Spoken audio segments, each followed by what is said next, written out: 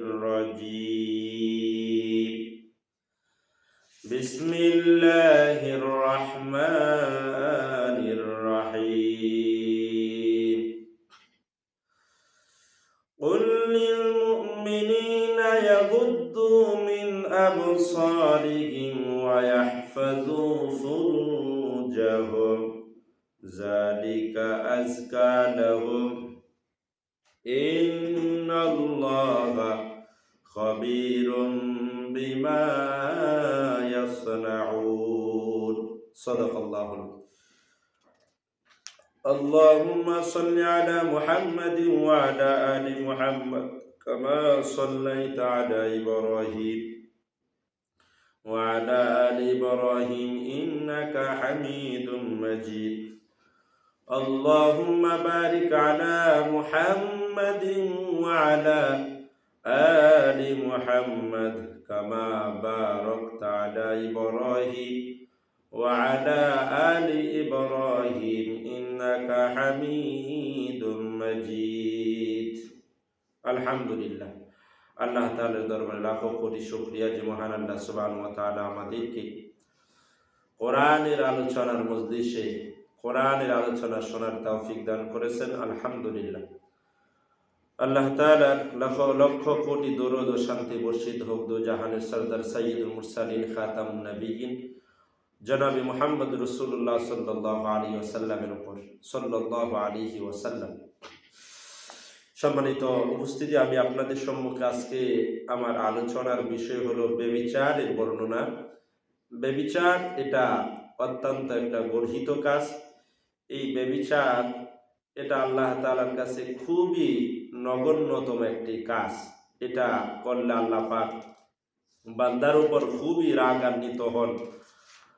ব্যভিচার করলে এরকম জমিনও তাকে গ্রাস করতে চায়, তাকে গিলে ফেলতে চায়। এজন্য ব্যভিচার এটা মারাত্মক ধরনের গুনাহ। আর ব্যভিচারের বিপদ সম্পর্কে রাসূলুল্লাহ সাল্লাল্লাহু আলাইহি ওয়াসাল্লাম বলেছেন যে তোমরা এই ব্যভিচার থেকে বেঁচে থাকবা, জিনা থেকে বেঁচে থাকবা। ব্যভিচার যদি কোনো ব্যক্তি করে তাহলে তার ৬টি বিপদ হয়। ৬টি বিপদ আল্লাহ তাআলা তার উপর অর্পিত করেন। তন্মধ্যে হতে বলছেন যে ৩টা বিপদ দুনিয়ায় থাকা অবস্থায়, আর ৩টা বিপদ হলো আখিরাতের তার জন্য রেখে দেন। ৩ বিপদের দুনিয়ার মধ্যে হতে হলো ১ নাম্বার বিপদ রিজিকের অভাব দেখা দিবে। যে ব্যক্তি ব্যভিচার করবে, জিনা করবে, এরকম আল্লাহর নাফরমানি করবে, ওই ব্যক্তির রিজিকের মধ্যে অভাব আল্লাহ তাআলা দেখা দিবে। ২ নম্বর হলো ওই ব্যক্তি নেক কাজ থেকে বঞ্চিত থাকবে। তার দ্বারা নেক কাজ করা সম্ভব না, সে নেক কাজ করতে চাইবে না, তার মন এরকম ভালো কাজের দিকে আসতে চাইবে না, তার কারণ সেই রকম ব্যভিচার করেছে। ৩ নাম্বার বিপদ হলো লোকদের ঘৃণা। যে লোকটা ব্যভিচার করে, এরকম জিনাহ করে, মানুষের মহিলাদের সাথে এরকম ব্যভিচার করে, অন্যায় অত্যাচার করে, তাদের এরকম লোকদের সমাজের দ্বারা সম্ভ্রান্ত থাকে, ভালো ভালো ধার্মিক লোক থাকে, তারা এরকম ওই ব্যক্তিকে ঘৃণা করে। আর ৩টি বিপদ হলো পরকালীন জীবনে আল্লাহ তাআলা তার ৩টি বিপদ দিবেন। এর মধ্যে হতে একটি হলো আল্লাহর ক্রোধ সবচেয়ে বেশি। যে রব তাকে সৃষ্টি করছেন সেই রব তার প্রতি রাগান্বিত হবে। বলে যে আমার পরিবারের মধ্যে গার্জিয়ান হলো আমার বাবা, আমার মা, আমার ভাই বেরাদার, এই হলো আমার বোন, আমার আত্মীয় স্বজন, এরা হলো পরিবার।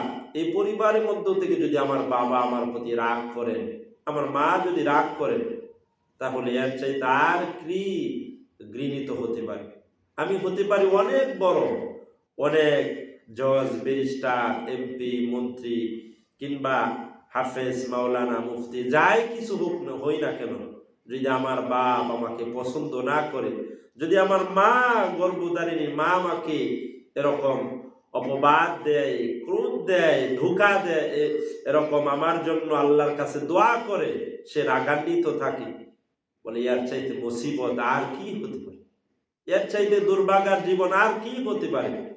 এজন্য আমার আপনার মা বাবার চাইতে হাজারো গুণে যে রব আমাকে সৃষ্টি করছে, যে রব আমাকে মানুষ বানাইছেন, সেই রব যদি আমার প্রতি এরকম রাগান্বিত থাকে, এর চাইতে আর দুঃখ, লাঞ্ছনা, কষ্ট আর কি হতে পারে? আল্লাহ পাক চাইলে আমাকে আপনাকে তো পশু বানাইতে পারতেন। আল্লাহ পাক চাইলে তো আমাকে এরকম চার পায়ের জানোয়ারও বানাইতে পারতেন। গরু, মহিষ, বেড়া, দুম্বা এইগুলো চাইলে আল্লাহ কি পারতেন না? অবশ্যই আল্লাহ তাআলা পারতেন। কিন্তু আল্লাহ পাকের কত বড় দয়া, কত বড় ইহসান, কত বড় মায়া যে আল্লাহ তাআলা আমাকে আপনাকে এরকম মানুষ বানাইছে। বলে যে মানুষ বানায় শুধু ক্ষান্ত করেন নাই, আল্লাহ পাক আমাকে আপনাকে মুসলমানের ঘরে জন্ম দিচ্ছেন। যে রব আমাকে আপনাকে আখিরাত মুখী চিনার, যাবতীয় বস্তু চিনার সামর্থ্য দান করছেন, ইসলাম ধর্ম দান করছেন। এরকম আল্লাহর কিতাব আমরা পড়তেছি, কোরআন তেলাওয়াত করতেছি, জিকির আজকার করতেছি, সুবহানাল্লাহ, আলহামদুলিল্লাহ, আল্লাহু আকবার, লা ইলাহা ইল্লাল্লাহ, মুহাম্মাদুর রাসূলুল্লাহ সাল্লাল্লাহু আলাইহি ওয়াসাল্লাম। আল্লাহর নবীর, শেষ নবীর উম্মত আমাকে বানাইছে। আল্লাহু আকবার, সুবহানাল্লাহ, আলহামদুলিল্লাহ। তো আল্লাহ পাক যদি এরকম আমার প্রতি রাগ, ক্রোধ থাকে, এর চাইতে দুর্ভাগার জীবন আর হতে পারে না। তো সম্মানিত হাজরিন, এই জন্য পরকালের তিনটি বিষয় হলো, পরকাল এরকম থাকে, তিনটি আযাব দেওয়া হবে। তার মধ্যে হতে একটি হলো আল্লাহর ক্রোধ, যে সৃষ্টিকর্তা তাকে সৃষ্টি করছেন, সেই আল্লাহ তার প্রতি রাগান্বিত থাকবে, নাউযুবিল্লাহ। এরপর 2 নম্বর হলো আযাবের কঠোরতা, ওই ব্যক্তিকে আযাব এরকম আল্লাহ তাআলা বাড়ায় দিবেন। আল্লাহ পাক আযাব তার এরকম কঠোর করে দিবেন, কঠিন। বলে যে হালকা আযাব আছে, এরকম কঠিন আযাব আছে, লাঞ্ছনাকর আযাব, অপমানজনক আযাব। আযাব তো আযাবই, কষ্ট, কিন্তু তারপরও কিছু এরকম শাস্তির বেলায় কম বেশি থাকে। এজন্য আল্লাহ তাআলা বলেন যে এই ব্যক্তির, যে ব্যক্তি ব্যভিচার করবে, এই ব্যক্তির জন্য আযাবের কঠোরতা বেড়ে যাবে। 3 নাম্বার হলো এই ব্যক্তিটাকে আল্লাহ তাআলা জাহান্নামে প্রবেশ করাবেন, নাউযুবিল্লাহ। আর হাদিসে এক হাদিস আছে, দুনিয়ার আগুন এরকম আখিরাতের আগুনের 70 ভাগের 1 ভাগ হবে। তো সম্মানিত হাজিরিন, এজন্য ব্যভিচার এটা অত্যন্ত একটা গর্হিত কাজ, অত্যন্ত একটা ঘৃণিত কাজ, অত্যন্ত একটা খারাপ কাজ। এই কাজ থেকে আমরা বেঁচে থাকবো ইনশাআল্লাহ। তো আল্লাহ রাসূল সাল্লাল্লাহু আলাইহি সাল্লামকে এরকম বলতেছেন যে হযরত আবু হুরায়রা রাদিয়াল্লাহু তাআলা আনহু এবং হযরত যায়েদ বিন খালিদ রাদিয়াল্লাহু তাআলা বর্ণিত 2 ব্যক্তি হুজুর সাল্লাল্লাহু আলাইহি সাল্লামের নিকট তাদের বিবাদ নিয়ে এলো। তাদের একজন বলল, হে আল্লাহর রাসূল সাল্লাল্লাহু আলাইহি সাল্লাম, আমরা আল্লাহর কিতাব অনুসারে ফয়সালা করুন, আমাদের মধ্যে আল্লাহর কিতাব অনুসারে ফয়সালা করুন। অপর ব্যক্তি যে ওই 2 জনের মধ্যে বেশি জ্ঞানী ছিল, সে বলল, আল্লাহর রাসূল সাল্লাল্লাহু আলাইহি সাল্লাম, কিতাবুল্লাহ অনুসারে আমাদের মধ্যে ফয়সালা করে দিন এবং আমার বলার অনুমতি দিন। তিনি বললেন, বলো।